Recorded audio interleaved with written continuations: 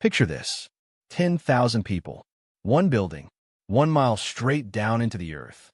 Nobody has seen the sun in over 100 years, and every single one of them believes the world outside killed itself a long time ago. Here's the part that should bother you. They're not wrong that the outside is deadly. They're wrong about almost everything else. This is Silo, the Apple TV show that's quietly become one of the best-built science fiction worlds on television. And today, we're going past the show. We're going into Hugh Howey's original books. We're pulling apart the math behind that underground structure. And we're catching you up on what's actually happening right now. Because Season 3 just started dropping episodes, and there's a lot to unpack. Let's get into it. Before Apple ever touched this story, it was a self-published ebook. Hugh Howey wrote Wool in 2011 and put it out himself. No publisher, no marketing budget, just a writer with an idea about a vertical prison nobody knows is a prison. It caught on. It caught on hard enough that Howey wrote 2 more books, Shift and Dust, and by the time Apple adapted it in 2023, the full trilogy already existed, waiting for someone with a production budget to catch up to it. That's worth sitting with for a second. This wasn't a studio pitching a concept and hoping it worked. The blueprint was already finished. Every twist, every reveal, every uncomfortable truth about who built these silos and why. Howey had already written it more than a decade earlier. The show has essentially been adapting a completed puzzle, one piece at a time, and that's part of why the world feels so lived in. It was designed end to end before a single camera rolled at what actually is the silo. The people inside believe an apocalyptic event, centuries back, made the surface unlivable, and that belief is functionally true. When someone breaks the rules badly enough, they're sent outside to clean the camera lens that gives the silo its only view of the world, and every single one of them dies out there. Not eventually, within moments. Here's the twist the show plays beautifully. The suits they wear are supposed to protect them. They don't. It doesn't matter how careful you are, how sealed your visor is, the air outside gets you regardless. And the view everyone sees on that big screen in the cafeteria, the one showing a dead, hazy wasteland, that part isn't propaganda. That part's real. What is propaganda is the alternative. In the show, 2 characters, Holston and his wife Allison, both become convinced the outside footage is faked, that there's a green, living world just past the hill and someone's hiding it from them. Holston steps outside believing that. He takes his helmet off, expecting paradise. He gets confirmation that the silo was telling the truth the whole time, and by then it's too late to walk it back. That's the engine of this entire show. Not, is the world outside dangerous? It clearly is. The real question is who's controlling what the 10,000 people underground are allowed to know about it, and why. Now let's talk scale, because this is where the show earns its sci-fi credentials. The silo is roughly 5,760 feet from top to bottom. Stack 4 Empire State Buildings on top of each other, and you're in the neighborhood. That's 144 levels, each about 40 feet tall, and there is no elevator. None. If you want to go from the bottom mechanical level to the top, you're walking a spiral staircase for a mile straight up. Think about what that does to a society. The people at the top run things.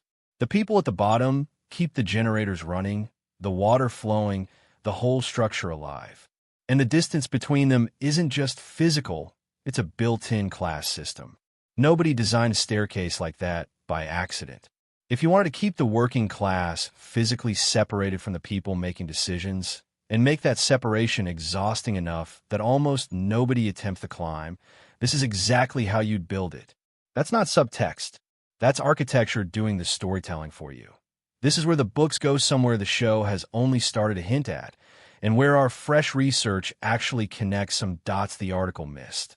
According to Dust, the second book, the United States federal government commissioned a network of these underground shelters as insurance against a catastrophic attack. A congressman named Donald Keene, chosen for his background in architecture, was put in charge of the very first one. He finished it in 2052. 50 individual silos, built as one interconnected system. That same year, nuclear weapons went off, and the surface became what everyone inside believes it still is. Here's the update. And this is genuinely useful if you've only read the older breakdowns of this world. The TV show changed his name. In the show, he's not Donald Keene. He's Congressman Daniel Keene, played by Ashley Zuckerman, and he's now a confirmed series regular for Season 3. Alongside him is Jessica Henwick playing a journalist named Helen Drew, and together their storyline is set 32 years before the founding, walking us straight through the chain of decisions that ended the world. And there's a bigger reveal buried in the books that the show hasn't fully cashed in yet. The nuclear war wasn't the disaster people think it was. It was the response to a worse one. Self-replicating, weaponized nanotechnology had already started spreading, and humanity's leadership decided a nuclear war was the lesser evil compared to letting that technology run its course. So the apocalypse everyone in the silo blames for their imprisonment might not even be the real villain of this story.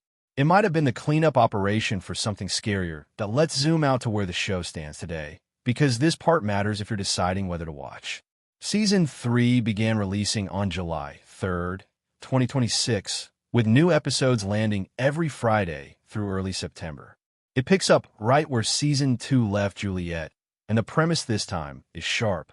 She survives being sent out to clean, which by every rule of this universe should have killed her, but she comes back with her memory badly damaged.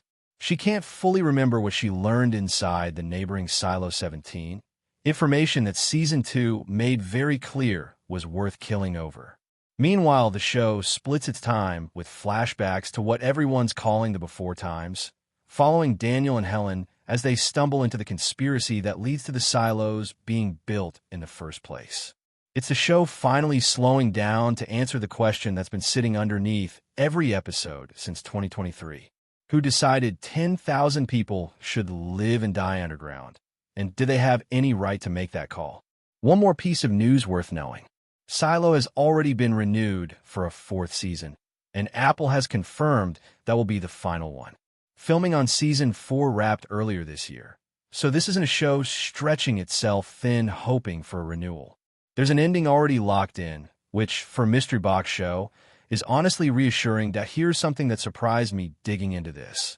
And it's a detail worth knowing if you've read the books and assumed the show was just filming them scene for scene. Two of the biggest ideas driving the current seasons don't exist in Howey's original trilogy at all. The first is the syndrome, a mysterious illness tied to life underground that's become a major plot thread. There is nothing like it anywhere in the books. The second is the Flame Keepers, a rebel faction actively shaping the present-day storyline. The rebellion itself exists in the source material, roughly a century before the main events, but was background history, not a living, breathing conflict with modern consequences. The show took a piece of lore that was basically a footnote and turned it into a driving force of the plot. That's not the writers abandoning the books. That's the writers understanding the novel can get away with backstory sitting quietly in the margins. But a television show that wants you back every Friday needs that backstory to have teeth right now. So here's where that leaves us. A story that started as a self-published ebook turned into one of the most carefully engineered dystopias on television, built on a lie that's true on the surface and false in every detail underneath it. Season 3 is airing right now. Season 4 is already filmed and confirmed as the finale, and the book readers among you should know the show has stopped being a strict adaptation. It's building its own teeth. If this is the kind of breakdown you want more of, you know what to do. Subscribe, and I'll see you in the next one.